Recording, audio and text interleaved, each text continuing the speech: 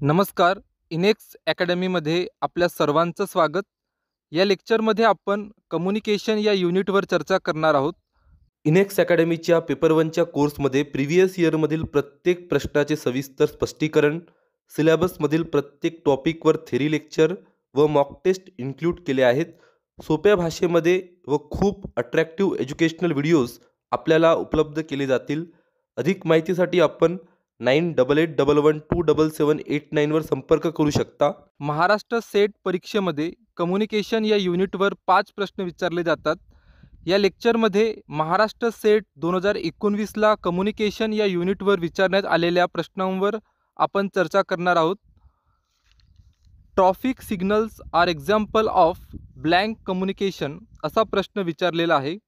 हा प्रश्न types of communication या टॉपिकवर विचारलेला आहे.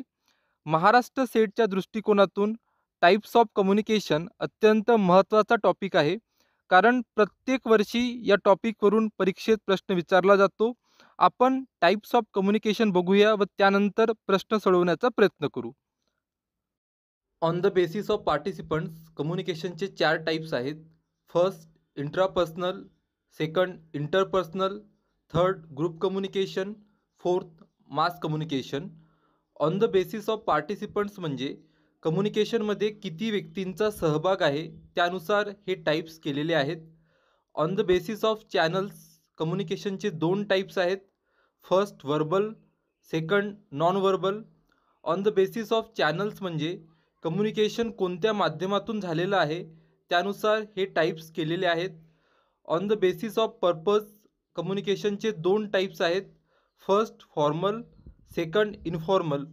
On the basis of purpose म्हणजे कम्युनिकेशन कशासाठी झालेलं आहे, कम्युनिकेशन करण्यामागे पर्पज काय आहे त्यानुसार हे टाइप्स केलेले आहेत. On the basis of direction कम्युनिकेशनचे 3 प्रकार आहेत. First vertical, second horizontal, third diagonal. On the basis of direction म्हणजे कम्युनिकेशन कोणत्या लेवल्समध्ये झालेलं आहे त्यानुसार हे टाइप्स केलेले आहेत. आपण types of communication on the basis of पार्टिसिपंट्सपासून सुरुवात करूया. कम्युनिकेशनमध्ये किती व्यक्तींचा सहभाग आहे त्यानुसार हे टाइप्स केलेले आहेत. First intrapersonal communication. Intrapersonal communication म्हणजे यात फक्त एका व्यक्तीचा सहभाग असतो. आपण आपल्या दैनंदिन जीवनात मनामध्ये विचार करत असतो ते सर्व इंट्रापर्सनल कम्युनिकेशनमध्ये येणार. Second interpersonal communication. Interpersonal communication म्हणजे यात 2 किंवा 2 पेक्षा जास्त व्यक्तींचा सहभाग असतो.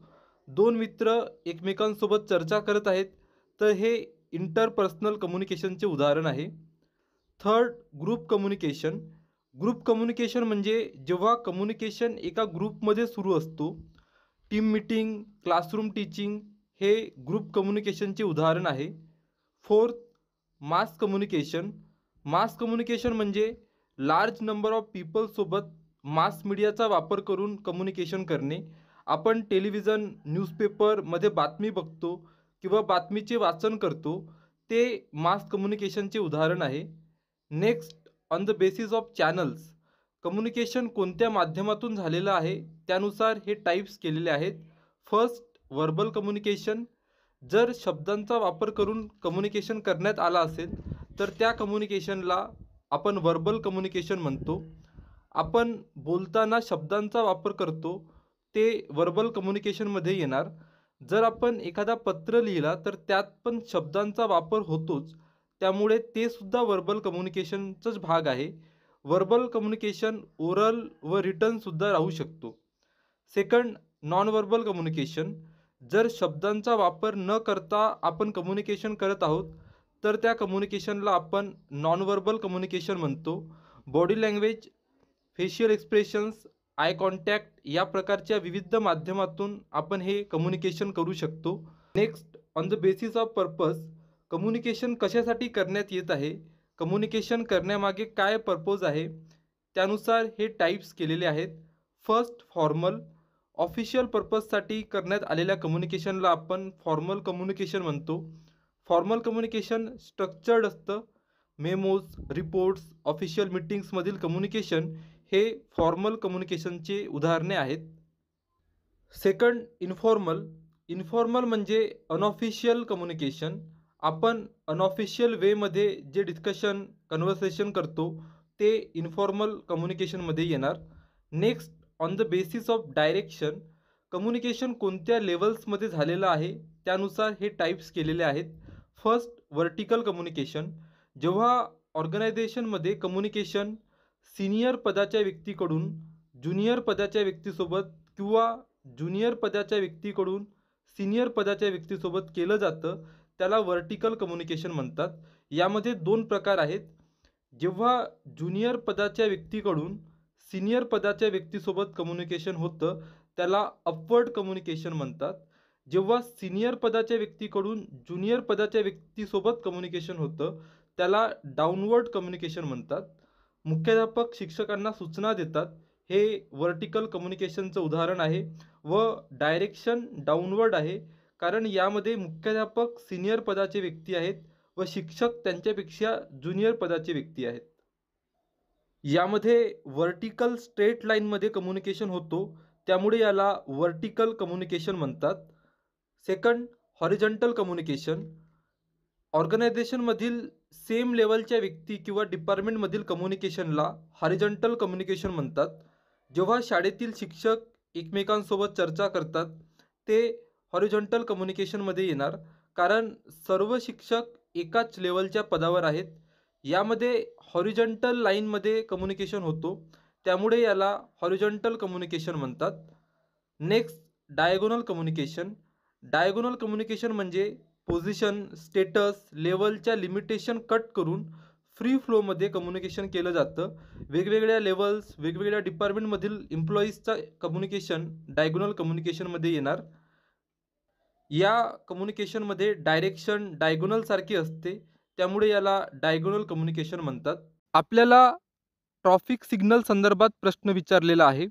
ट्रॉफिक सिग्नलमध्ये शब्दांचा वापर केला जात नाही, फक्त रंगाच्या मदतीने कम्युनिकेशन केला जातो. आणि आपण आत्ताच बघितलेलं आहे, जर कम्युनिकेशन विदाऊट वर्ड असेल तर त्या प्रकारच्या कम्युनिकेशनला आपण नॉन व्हर्बल कम्युनिकेशन म्हणतो. आता आपण ऑप्शन्स बघूया. Option A, mass communication. हा ऑप्शन चुकीचा आहे, कारण मास कम्युनिकेशनमध्ये टी व्ही, रेडिओ, न्यूजपेपर या मास मीडियाचा वापर करून लार्ज नंबर ऑफ पीपलसोबत कम्युनिकेशन केला जातो. ऑप्शन बी, नॉन व्हर्बल, हे योग्य आहे. ऑप्शन सी, व्हर्बल, हे चुकीचं आहे, कारण ट्रॉफिक सिग्नलमध्ये शब्दांचा वापर केला जात नाही. Option D, one to many, हे सुद्धा चुकीचं आहे. आपल्याला traffic signal are example of blank communication असा प्रश्न विचारण्यात आलेला आहे आणि आपण आत्ताच बघितलेलं आहे, traffic signals are example of non verbal communication. त्यामुळे ऑप्शन बी, नॉन व्हर्बल, हे या प्रश्नाचं योग्य उत्तर आहे. इनेक्स अकॅडमीच्या पेपर 1च्या कोर्समध्ये प्रिव्हियस इयरमधील प्रत्येक प्रश्नाचे सविस्तर स्पष्टीकरण, सिलेबसमधील प्रत्येक टॉपिकवर थेरी लेक्चर व मॉक टेस्ट इन्क्लूड केले आहेत. सोप्या भाषेमध्ये व खूप अट्रॅक्टिव्ह एज्युकेशनल व्हिडिओज आपल्याला उपलब्ध केले जातील. अधिक माहितीसाठी आपण 9881127789 वर संपर्क करू शकता. Next, according to doctor Deval, communication means असा प्रश्न विचारलेला आहे. हा प्रश्न कम्युनिकेशनच्या डेफिनेशन संदर्भात आहे. विविध अभ्यासकांकडून कम्युनिकेशनला वेगवेगळ्या पद्धतीनं डिफाईन केलेलं आहे व यावरून प्रत्येक वर्षी परीक्षेत प्रश्न असतो. अभ्यासकाचं नाव प्रश्नामध्ये दिलेलं असतं व त्यांनी दिलेली डेफिनेशन आपल्याला निवडायची असते किंवा कधीकधी डेफिनेशन प्रश्नामध्ये दिलेली असते व ही डेफिनेशन कोणत्या अभ्यासकांनी दिलेली आहे ते आपल्याला ओळखायचं असतं. आपण काही प्रमुख अभ्यासकांकडून देण्यात आलेल्या कम्युनिकेशनच्या डेफिनेशन बघूया व त्यानंतर प्रश्न सोडवण्याचा प्रयत्न करू. सर्वप्रथम आपण मिलर यांनी दिलेली डेफिनेशन बघूया. According to Miller, communication means behaviour changes in receiver. त्यामुळे मिलर यांनी दिलेल्या डेफिनेशन संदर्भात बिहेवियर चेंजेस इन रिसिव्हर हे कीवर्ड आपल्याला लक्षात ठेवायचं आहे. नेक्स्ट, न्यूकॉम यांनी दिलेली डेफिनेशन बघूया. According to Newcomb, sender, message, and receiver are important. कम्युनिकेशनमध्ये सेंडर, मेसेज आणि रिसिव्हर हे महत्त्वाचे घटक आहेत, असे न्यूकॉम यांनी सांगितलेलं आहे. नेक्स्ट जी ब्राऊन यांनी दिलेली डेफिनेशन बघूया. According to G Brown, communication means transfer of understandable information between two person. त्यामुळे जी ब्राऊन यांनी दिलेल्या कम्युनिकेशनच्या डेफिनेशन संदर्भात transfer of understandable information between two person हे कीवर्ड आपल्याला लक्षात ठेवायचं आहे. Next, according to Mayer, communication means the intercourse by words, letters or message. त्यामुळे मेयर यांनी दिलेल्या डेफिनेशन संदर्भात intercourse by words, letters or message हे कीवर्ड आपल्याला लक्षात ठेवायचं आहे. Next, according to McFarland, communication means a process of meaningful interaction among human being. Next, according to Dennis McQuail, a process which increase commonality of meaningful interaction among human beings but also requires elements of commonality for it to occur at all. Communication ही सहभागी घटकांमधील सामायिकता वाढवणारी प्रक्रिया आहे, पण ती प्रक्रिया घडून येण्यासाठी सामायिकतेचे घटक आवश्यक असतात. या प्रकारे डेनिस मॅकेल यांनी कम्युनिकेशन डिफाईन केलेलं आहे. या सर्व डेफिनेशन्स आपल्याला व्यवस्थित पाठ करायचे आहेत, कारण यावर फ्रिक्वेंटली प्रश्न विचारला जातो. डेफिनेशन प्रश्नामध्ये दिलेली असते व कम्युनिकेशनची प्रश्नामध्ये दिलेली डेफिनेशन कोणी दिली या प्रकारचा प्रश्न विचारला जातो. कधीकधी डायरेक्टली नाव दिलं जातं व यांच्यानुसार कम्युनिकेशन म्हणजे काय या प्रकारचा प्रश्न विचारला जातो. त्यामुळे या सर्व डेफिनेशन्स आपल्याला पाठ करायचे आहेत. आपल्याला प्रश्नामध्ये डॉक्टर देवल संदर्भात विचारण्यात आलेला आहे. According to doctor Deval, communication is nothing but perception हे आपल्याला लक्षात ठेवायचं आहे. त्यामुळे ऑप्शन सी परसेप्शन हे या प्रश्नाचं योग्य उत्तर आहे.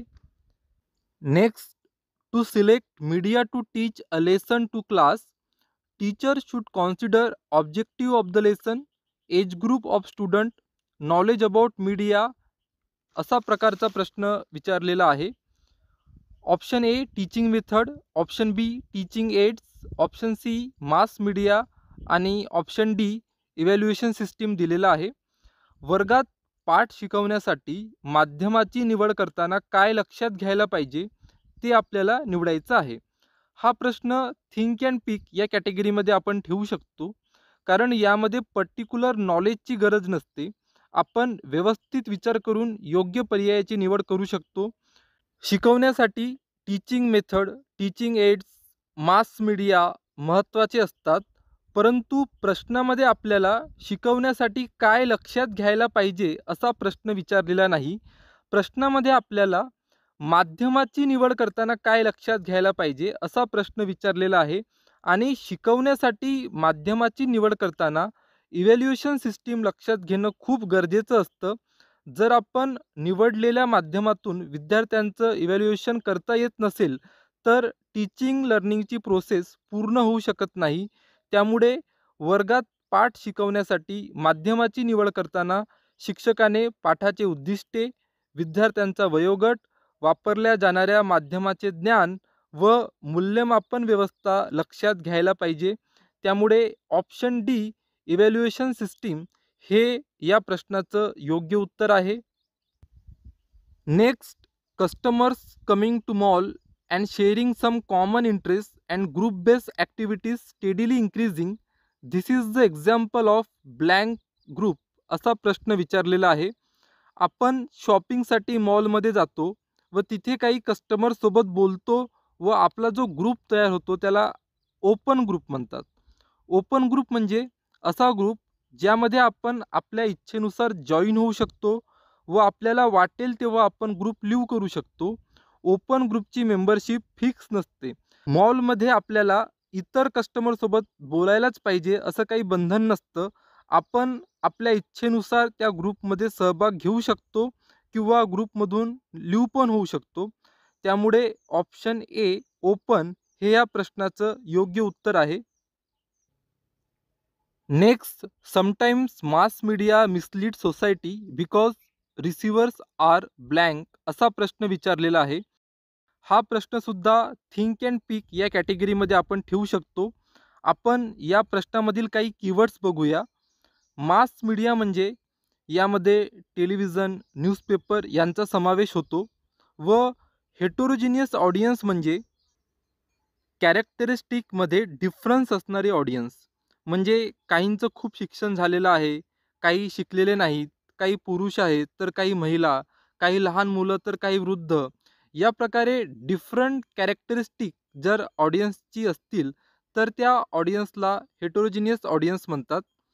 आपल्याला sometimes mass media mislead society because audience are blank असा प्रश्न विचारलेला आहे.